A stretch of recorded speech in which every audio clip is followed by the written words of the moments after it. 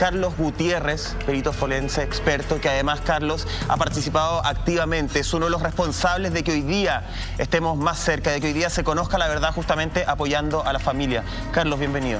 Gracias por dar este espacio a la familia. Un gran saludo a Paola Correa, a toda la familia de Fernanda. Yo sé que ha sido una semana bastante dura, pero estamos viendo la luz al final del camino. Así es, y vamos a revisar las actualizaciones. Monty, Lama, bienvenido nuevamente al panel. Y para empezar a conversar, nos vamos de inmediato a un titular del Mostrador. Señor director, por favor, para abrir la conversación y entender un poco qué es lo que está sucediendo. El titular dice así: Felipe Rojas reconoció homicidio de Fernanda Maciel durante reconstitución de escena del crimen en Conchalí. Esto fue, Carlos, durante la mañana del día domingo, una reconstitución de escena que duró más o menos de 2 a 3 horas, donde efectivamente Felipe Rojas declaró lo que se había vivido, lo que efectuó ese día del 10 de febrero del año 2018. Cuéntanos un poco en qué contexto sucede esta reconstitución. Bueno, es una reconstitución de escena que nosotros veníamos pidiendo desde febrero. Desde el mes de febrero del año pasado. ¿Se acuerdan que yo llegué el 23 de diciembre del año 2019 a Chile con un equipo específico de ahora lo puedo mencionar, que era un equipo multiespectral para observar lesiones a través de una fotografía infrarroja, que en Chile las policías no tienen, que se usa mucho en Estados Unidos para verificar lesiones y se usa mucho en enfermería forense, en servicios de urgencia, y todos los laboratorios forenses de Estados Unidos tienen a lo menos una cámara con estas características para ver este tipo de lesiones. Eso lo conversamos con la familia de Fernanda, obviamente con su madre, y por eso retrasamos el funeral en primera instancia hasta que llegara yo con ese equipo. Pudimos llegar. En esa fecha, la doctora Cerda pudo ingresar al servicio médico legal el 24 de diciembre y se trabajó un día 24 de diciembre. Wow. Con todo lo que conllevó también trabajar ese 24 de diciembre. Lamentablemente la doctora no pudo hacer bien su trabajo porque la dejaron trabajando en un pasillo. Estas son cosas que son información que obviamente voy a ir revelando el día de hoy, que son cosas que no habíamos guardado, pero ya basta de mantener estos secretos. Y porque cero dignidad, pese a que la instrucción estaba autorizada por la Fiscalía, esa fue la forma en que nos permitieron trabajar a la doctora Carmen Cerda, una forense reconocida de este país. Ese es el respeto que se le da a los profesionales en este país por parte de las instituciones públicas. Da la sensación de que hay una especie de competencia ahí, Monty. Entonces después, pese a eso, igual la doctora pudo hacer y obtener las fotografías, y volvimos un par de días después a seguir obteniendo otro tipo de fotografías con este equipamiento, y desde ahí pudimos dilucidar antecedentes y evidencia física que no miente de lo que realmente había ocurrido ese día en la bodega. Perdón, ¿evidencia distinta a la que manejaba la Fiscalía, Carlos? Totalmente diferente. De hecho, tan diferente que el servicio médico legal daba la causa de muerte un estrangulamiento, y nosotros pudimos establecer que ese estrangulamiento no había ninguna evidencia que indicara eso. Yo no sé de dónde lo sacaron o qué vieron. Y con estos equipamientos nosotros nos dimos cuenta de otras acciones que habían ocurrido en la bodega y que este personaje las ratificó el día domingo. ¿Sabes qué, Carlos? Este caso es tremendamente desgarrador. Yo ayer, cuando escuché esta actualización, cuando escuché a Valentina hablar en cámara, se me apretó el pecho y te juro que se me cayeron un par de lágrimas. Por la crueldad de cómo sucedieron los acontecimientos con Fernanda, pero también pensaba que si ustedes, junto a la doctora Cerda, no hubiesen sido parte de este caso voluntariamente, sin ningún interés económico de por medio, el caso a lo mejor seguiría abierto, la causa de muerte hubiese seguido errada, como lo informó el Servicio Médico Legal en un principio, y finalmente tienen que llegar ustedes a tener una respuesta concreta en relación a la muerte de Fernanda Maciel. O sea, esto nos pone en antecedente de lo mal que se están haciendo las cosas en nuestro país en materia criminalística, en materia policial, en materia judicial. ¿Cuántos casos como Fernanda Maciel, por ejemplo, tenemos hoy día, en donde a lo mejor las pericias fueron mal hechas, no se logró una causa de muerte precisa y por ende no se logró la justicia que esa víctima y su familia merece? Partiendo por eso, te juro que me duele el corazón saber que esas cosas están pasando hoy día. porque uno pretende y piensa que uno puede confiar en ese tipo de instituciones. Uno pone toda la fe en eso, porque uno entiende que son instituciones que están favoreciendo siempre y están del lado de las víctimas. Y vemos que muchas veces eso a lo mejor se queda en una bonita intención, pero en lo práctico no funciona. Entonces, primero, eso es tremendamente doloroso. Y lo segundo, preguntarte por qué entonces Felipe Rojas guardó silencio tanto tiempo. Han pasado casi 3 años. Tiene que ver quizás como una estrategia de su defensa decir, mira, el informe que están elaborando no es concluyente, tiene errores, porque él sabía lo que hizo. Y al enterarse de la causa de muerte que emite el Servicio Médico Legal, el tipo habrá dicho, oye, se equivocaron. Entonces mejor yo mantengo silencio porque como no tienen ninguna evidencia que los lleve hasta mí, prefiero quedarme callado. ¿Por ahí tiene que ver este silencio de Felipe Rojas todo este tiempo? Sí, esto es una estrategia por parte de la defensa. El guardar silencio obviamente es un derecho que tienen todos los imputados y está bien. Pero tal como tú lo dices, seguramente él vio todas las incongruencias que tenía la investigación por parte de las instituciones públicas de este país y se dio cuenta que era mejor guardar silencio y decir, prueben que yo soy el culpable, demuéstrenlo, yo no voy a opinar nada. Hasta que nosotros empezamos a entregar la información. Nosotros hace más de 2 meses atrás tuvimos una reunión con la familia y nosotros ya habíamos concluido todo esto y lo plasmamos en un preinforme pericial que fue entregado a la Fiscalía también. Si la Fiscalía se lo entregó o no se lo entregó la defensa va a tener que preguntar a la fiscal qué es lo que pasó ahí. Claro. Eso no es problema nuestro. Pero Carlos, perdón, pero ya, perfecto. No hay congruencia, ustedes logran la congruencia, ¿cierto? Pero Felipe Rojas, como decía la Monti, habla 1 año y medio después. O sea, por primera vez va al lugar de los hechos y indica qué fue lo que realizó ahí. Él debió haber negociado para haber llegado a eso. ¿Qué tipo de negociación es la que podría conseguir? ¿En cuánto tiempo? Porque te voy a inventar. ¿Me van a quitar 5 años de la pena? De la condena. 10. ¿Voy a tener algún tipo de beneficio carcelario? ¿Qué es lo que uno puede conseguir en un caso de esta envergadura? Mira, el imputado fue acorralado por las ciencias forenses. Así de simple. Lo acorralamos. Lo acorralamos con la evidencia física y de forma científica. Las ciencias no mienten, la evidencia física está ahí, es irrefutable. Y él comprobó todo lo que nosotros teníamos en un 99,9% del peritaje que teníamos, el preinforme que habíamos evacuado. Estaba atrapado. Estaba atrapado, nosotros lo encerramos, científicamente. ¿Él tiene acceso a ese informe? Sí, por supuesto, si el informe está en la carpeta investigativa y la Fiscalía tiene que entregarle a la defensa su derecho, que tenga acceso a este informe. Y yendo a tu pregunta, efectivamente, si él entrega esta colaboración eficaz, que este hubiese sido el caso si este tipo hubiera hablado temprano. Pasó 1 año y medio guardando silencio, entonces no sé qué juez de la República o qué tribunal de la República va a considerar una cooperación efectiva, porque así lo dice la ley, después de casi 2 años. Carlos. Recordemos que él, apenas desapareció Fernanda, un par de meses después, él puso un recurso de amparo. Sí. Para que las policías no lo interrogaran y cooperación eficaz tampoco hay tanto, porque él, las veces que declaró como sospechoso, como testigo, él mintió en todas las declaraciones y ahora da una historia totalmente diferente, que la historia cierta.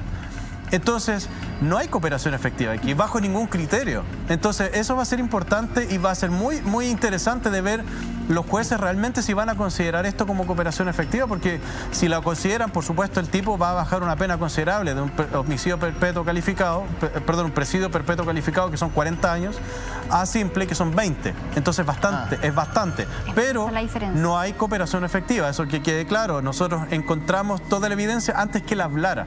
Y lo plasmamos en un informe. Y vuelvo a insistir, él se contradice y se contradijo con todos los informes y con todas las declaraciones que él dio antes. Él nunca colaboró. El caso de Fernanda Maciel es un caso, ya vamos a revisar la actualización de todo lo que sucedió el domingo, que Carlos, tú estabas ahí presente también. Pero me parece que es un caso que, a priori, nosotros tenemos que efectivamente decir, oye, necesitamos que el sistema legal, el sistema de investigación, que la Fiscalía cambie, que empiece a remover un poco su piso. Este es un caso donde todo falló. Y no le falla a cualquier tipo de persona, le falla justamente a personas que están en una situación socioeconómica más baja. No le falla a personas del barrio alto, creo que todos tenemos que analizarlo. Pero también, ojo, yo hago un llamado a que nos analicemos como sociedad. A mí nunca se me va a olvidar que las primeras instancias, cuando se empieza a hablar del caso de Fernanda Maciel, era primero la chiquilla que quería salir a carretear y está desaparecida por carrete. Segundo, era la chiquilla que no estaba embarazada, pero probablemente no era del cabro. Entonces, no, anda tonteando. Sí. Tercero, después se comentaba que era una cabra que a lo mejor andaba en negocios no muy limpios. Sí. Todas las primeras imágenes y aristas a Fernanda Maciel eran contra la víctima.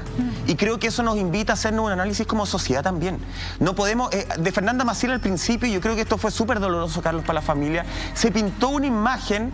Básicamente, y lo voy a usar de forma muy cruda porque creo que tiene que ser así, se pintó la imagen de una cabra que se andaba buscando el desaparecer o se andaba buscando lo peor de la vida.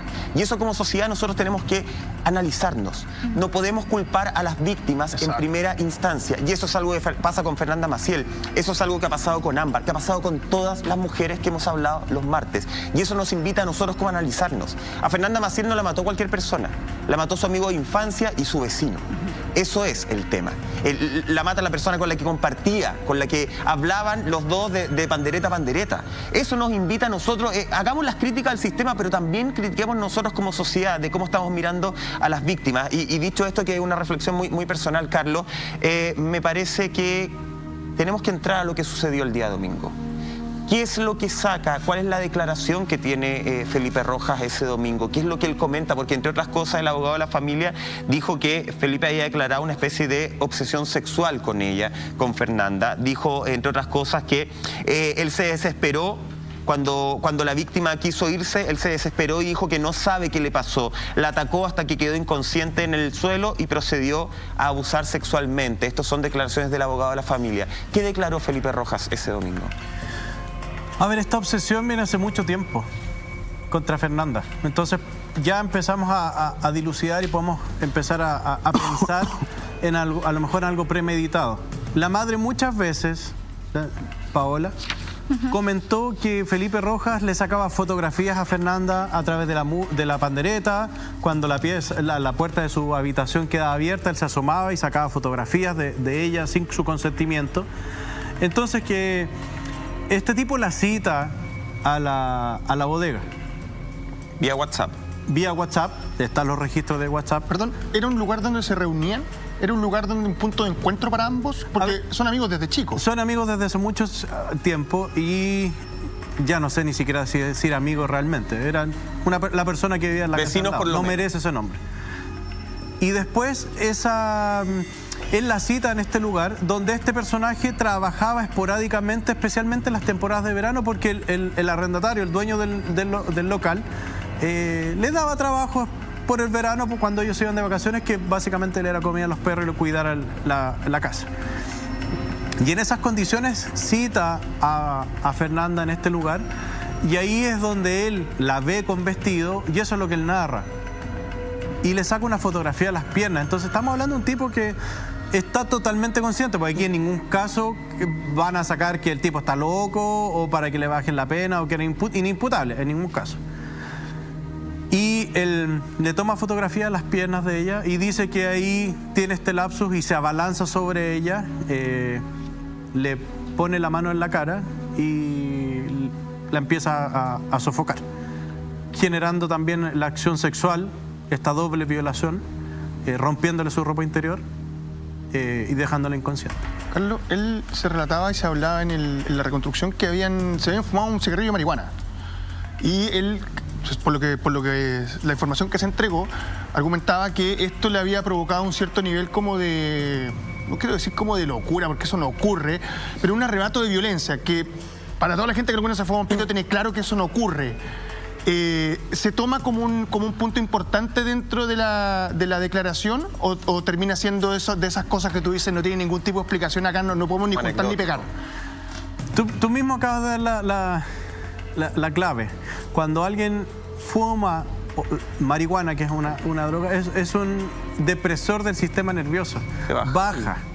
En ningún caso va a generar esta excitación máxima. Entonces yo pongo en duda de inmediato esa declaración. Sumado a ello, ¿sabes a qué?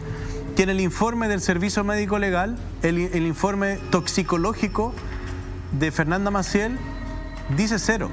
Ella no tiene ninguna droga en el sistema. Entonces se cae esa teoría y este joven empieza a mentir en su declaración. No porque lo esté exigiendo yo o por lo que lo esté exigiendo la familia, que es lo mínimo que el Ministerio Público debería dar. El tema es que el país merece esa respuesta. El por qué la fiscal ha sido tan negligente en este trabajo. Porque la fiscalía o la policía no encontraron a Fernanda Maciel. ¿No? Fue una persona que declara y va a confesar. Luego, y esto es algo que muy poca gente sabe y también, y lo voy a mencionar el día de hoy. Yo llego el 24 de junio a la 1 de la madrugada, es decir, de 23 para 24, un día domingo. Llego el día lunes, a las 12 del día me reúno por primera vez con Paola Correa en su casa. Primera vez que nos conocíamos en persona, habíamos hablado mucho por teléfono y habíamos preparado esta diligencia con mucho tiempo. Pude tomar fotografías desde el exterior, desde la vía pública, hice videos y terminé mi trabajo aproximadamente a las 2 de la tarde de ese día. Mucha gente nos vio y dijo, porque yo lo escuché, era verdad que venían. A las 4 yo tuve una reunión, con la gente de los técnicos que trabajaban conmigo del georradar que trajimos de Estados Unidos, y por eso fui al lugar para sacar las fotografías para ver cómo iba a ser el trabajo que íbamos a hacer al día siguiente, autorizados por el fiscal regional. Y en ese intertanto, esta mujer va y confiesa en Carabineros dónde estaba Fernanda Maciel y le cuenta esta historia, que obviamente no es una historia cierta, pero sí confiesa e indica dónde está el cuerpo. Claro. Y mientras están dando el partido de fútbol, que estaba jugando Chile con Uruguay para la Copa América de ese año, me llama Paola Correa, yo estaba en el hotel cenando, y me dice, Carlos, ¿estás trabajando? Yo pensaba que ibas a trabajar mañana. No sé qué pasó, no tengo idea. Salí a comprar pan y me encuentro con muchos carabineros aquí en la calle, tienen la calle cortada, no sé qué es lo que está pasando.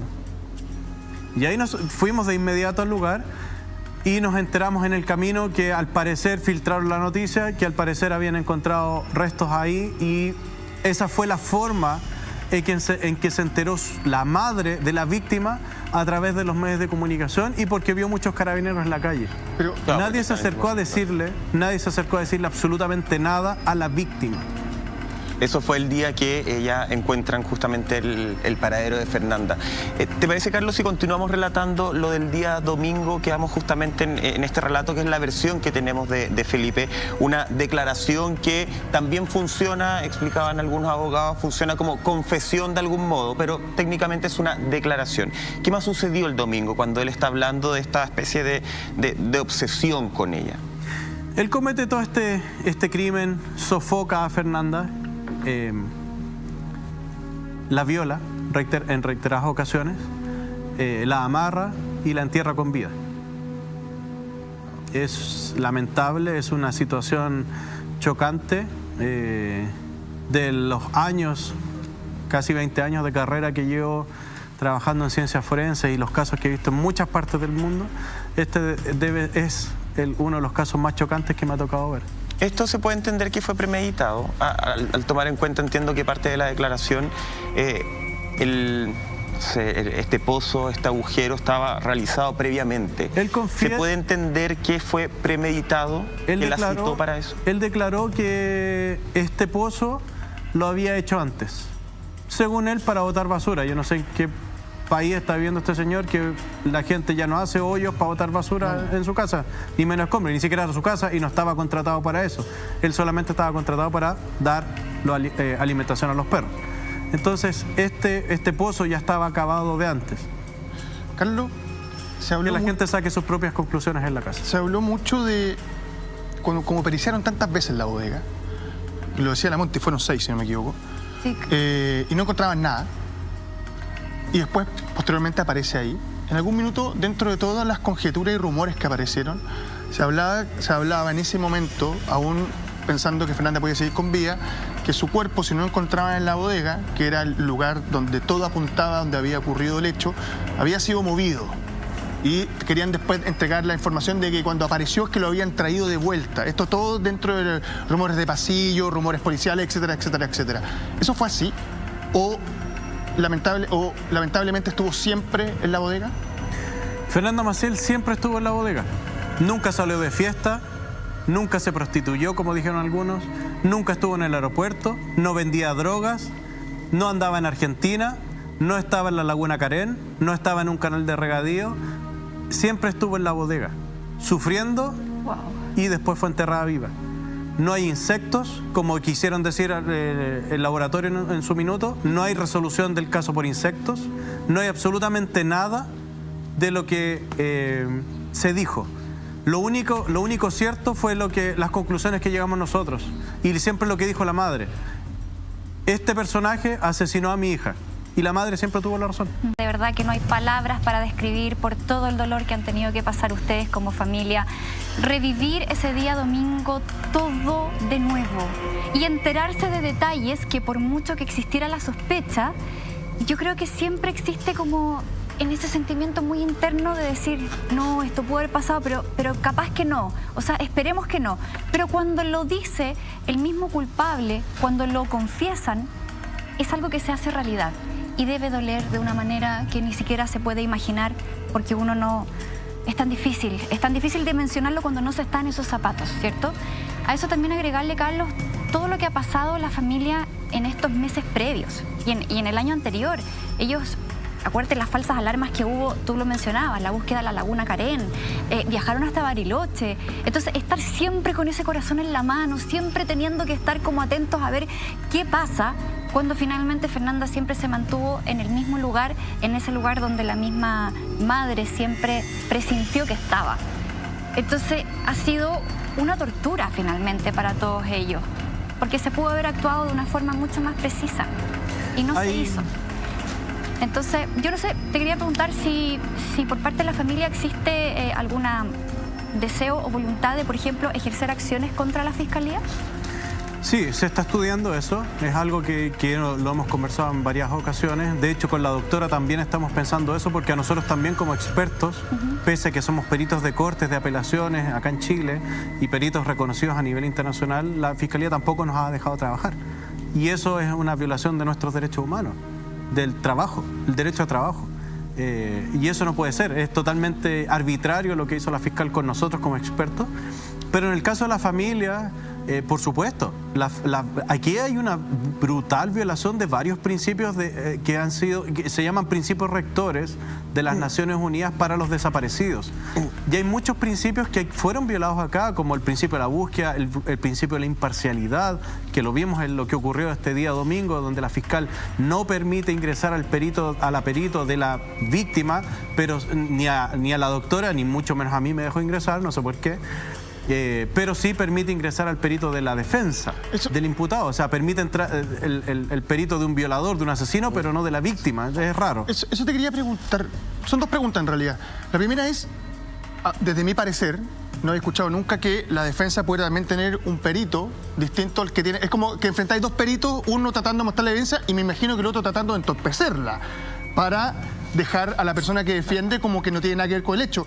Y lo segundo es, con tu años de experiencia, Carlos, porque Felipe Rojas, hasta lo que yo entiendo, era un tipo que no tenía ningún tipo de antecedente penal o no tenía ningún tipo de problema con la justicia. Sí, tenía. Ojo. Tenía por violencia intrafamiliar, tenía amenazas. Amenazas, perfecto. Sí, no había sido condenado, pero sí tiene antecedentes policiales. Claro, pero eran solamente amenazas. Sí. Contra igual es grave. No le quiero quitar la gravedad. La madre, no son menores en este caso, considerando eso. Es que a eso quiero llegar. Porque tú nos relatas un hecho que es durísimo de oír. Lo que ocurrió en la bodega, por lo menos desde mi perspectiva, llega a ser algo, más allá de la premeditación de la que hablábamos antes, llega a ser un acto de una violencia un poco animal. Y al mismo tiempo de una frialdad que lamentablemente para mí tiene que ver mucho con el mundo de la ficción, esa frialdad que muchas veces ves de asesinos seriales dentro de lo que tiene que ver con el cine o la serie. Entonces, este personaje era así de violento y esto fue algo que terminó gatillando que apareciera alguien capaz de cometer hechos de este tipo, o simplemente, como lo quieren hacer ver algunos, incluso me imagino el perito que lo estaba defendiendo, como un arranque de violencia solamente por la situación que vivieron ambos en la bodega. Como un hecho aislado, dice. Como un hecho, claro, porque me imagino que muchos van a querer, los que quieran defender a Felipe, la gente que está trabajando para él, va a querer hacer ver como, sabéis que él tuvo un lapsus de violencia donde no recuerda muy bien lo que ocurrió, que lo he escuchado muchas veces, y pasaron estos hechos. Sin embargo, me parece que cuando relata todos los hechos que dice Carlos, el tema de la cal, que llega a un nivel como de cierta maquinación distinto. No, perdón, como una mente un poco de pararse por la pandereta, por eso digo, pero gritarle a Paola, oye, pero te digo, hay una cuestión que es mucho más que delictual. ¿Se entiende? Hay una mente detrás. Sí, en relación a la primera parte de la pregunta, es normal que las defensas tengan peritos. Es parte, obviamente, todos tienen derecho a la defensa. Todos tenemos derecho a defensa y a ser nombrados inocentes hasta que se aclare lo contrario, por supuesto. Eso es parte de... Y qué bueno que sea así, porque así podemos todos tener justicia. ¿Qué es lo que ocurre en este caso particular? Este personaje sí tiene antecedentes de violencia y está en la carpeta investigativa, no es secreto, o sea, está ahí, el que puede tener acceso a la carpeta lo va a leer, y de hecho hay una narración de una exnovia que sale incluso en los medios de comunicación narrando hechos de violencia cuando él amenaza con no recuerdo si es con un cuchillo o con un arma de fuego, a ella y a la madre, y la golpea. Y queda ese antecedente y hacen la denuncia como corresponde. O sea, no es solo amenaza, pues, Carlos. Hay amenaza, hay una agresión, violencia, sí, hay una agresión. Hay una violencia intrafamiliar, si es que no me equivoco, que fue tipificado, pero lamentablemente no quedó en nada. Imagínense si eso hubiese pasado, hubiese quedado en algo. Las consecuencias de los actos que uno tiene traen consecuencias a futuro. Entonces imagínense si ese juez que cerró la causa o ese fiscal que cerró la causa hubiera proseguido con la investigación, a lo mejor hubiera evitado el caso de Fernanda Maciel. Y a lo mejor Fernanda estaría con vida al día de hoy. ¿Pero esto va subiendo? Él también tiene actos de violencia contra su propia familia y también está registrado en la carpeta investigativa. También amenazó a su hermano y a su madre un día en un minuto de furia. Él tenía estos minutos de furia donde explotaba. O sea, ya de alguna forma podemos decir que no ojo, y en la cárcel también ha tenido estos días o estos minutos de furia. Entonces, no es que este personaje diga, me dio la locura, me cegó, me habló alguien y otra voz, o Charlie, o no sé qué. Pero Carlos, es una conducta de él. Y él generó esto, porque cuando tú cometes, o los delincuentes que han cometido un hecho delictual y son cegados por alguna o algo que les ocurre en ese instante, no narran con tanta frialdad y con tanto detalle los hechos, porque se les olvida. En este caso, este personaje narró todo con lujo y detalle y no tuvo un ápice de arrepentimiento. Es como que estuviera leyendo un... Casi un psicópata. Más que minuto de furia, tendríamos que hablar de una... Él es así. Él tiene una actitud violenta por la vida. Tenemos los antecedentes con su pareja, antecedentes con la familia. Es que no me acordaba. En las declaraciones que estábamos viendo ahí de anoche, Mentira Verdadera, de Paola Correa, ella dijo, nosotros teníamos esta información de antes. La hermana de Fernanda, Valentina, también dijo, teníamos la información de antes. ¿Ustedes desde cuándo, y si es que se puede responder eso, Carlos, desde cuándo te manejaban esta información y por qué, si podemos explicarle al público por qué esa información no la usó la Fiscalía antes, no la utilizó antes para poner entre la espada y la pared a Felipe Rojas? Nosotros tenemos, a ver, como les mencionaba anteriormente, nosotros llegamos el 23 de diciembre a Chile con las cámaras de infrarrojas. Pudimos periciar el cuerpo de Fernanda, la doctora, pudimos analizar las fotografías y el resultado de ese análisis fotográfico que pudimos realizar nos entregó la forma en cómo había fallecido Fernanda y que ella había sido enterrada con vida. Eso nosotros lo pudimos dilucidar en ese momento. Estamos hablando de diciembre... Enero de este año. Enero 2020. 2020. ¿Qué es lo que pasó? Después de esto, y después pudimos hacer el funeral de Fernanda, esto se lo explicamos a su mamá y a su hermana en esa fecha. Ya. Y a toda la familia, por supuesto, pero nosotros estábamos esperando un segundo equipo que llegara, que era un equipo nuevo, que venía le habíamos solicitado al fabricante, que teníamos que traer en diciembre, pero no alcanzó a estar listo, porque es un equipo de última generación. Y después comenzó el tema de la pandemia, lamentablemente se retrasa absolutamente todo, las fábricas cierran, etcétera, y lo pudimos recién obtener en mayo de este año. Al recibirlo en mayo, tuvimos que pedir las autorizaciones para que la doctora, a mí no me dejaron entrar de nuevo, pudiese ir a la fiscalía y a analizar las prendas de vestir, porque en la Bocar, recuerden que las prendas de vestir también estuvieron extraviadas. Oh. Y Las prendas de cámaras vestir, también. cuando empezamos a pedirlas en diciembre, la fiscalía no sabía dónde estaban, se tiraban la pelota con el servicio médico legal, nosotros fuimos al servicio médico legal, las ropas no estaban allá, después tuvimos que preguntar de nuevo a la fiscalía nos dijo que estaban en el Laucar y finalmente las prendas de vestir siempre estaban en el almacén de custodia de la fiscalía. Afortunadamente, aproximadamente en julio, agosto, nos permitieron ingresar al almacén de custodia de la fiscalía. La doctora tomó el equipo, tuve que entrenar a su asistente para poder ocupar este equipo, porque es tecnología nueva que en Chile no existe, las policías tampoco la tienen, y comenzamos a trabajar en el caso. Pudieron analizar cosas, tomaban las fotografías, básicamente ellos me ayudaban, entre todos hicimos un excelente trabajo, mis ojos, hablábamos por teléfono, podíamos conversar. Traían las fotografías, lo que obtenían, y en base a eso nosotros detectamos varios detalles en las prendas de vestir, que tuvimos que pedir un segundo ingreso a las prendas de vestir para ratificar la información que nosotros estábamos viendo. Y si es que mal no recuerdo, fue en septiembre donde se nos permite este nuevo antecedente, o sea, esta nueva diligencia en las ropas. Confirmamos lo que estábamos viendo, que era básicamente encontrar fluidos seminales, semen, en las prendas de vestir de Fernanda. Trajimos esas muestras, le hicimos las pruebas para comprobar que era efectivamente ese fluido orgánico, nos dio positivo. Y ya pudimos comenzar a establecer, obviamente hay que hacer varios estudios y leer mucho para poder complementar obviamente lo que estamos viendo. Y así es donde tuvimos esta reunión 2 meses atrás con la familia de Paola Correa de Fernanda y pudimos narrarles lo que habíamos conversado, lo que habíamos encontrado. En el intertanto, por supuesto, seguíamos pidiendo la autorización para hacer esta reconstitución de escena, o a lo menos que nos dejaran ingresar a nosotros a la bodega para poder confirmar lo que estábamos hablando, lo que habíamos encontrado. De nuevo se nos cerraban las puertas, por supuesto, en la fiscalía. Y llegamos a la conclusión y pudimos enviar este informe pericial el 15 de diciembre de este año.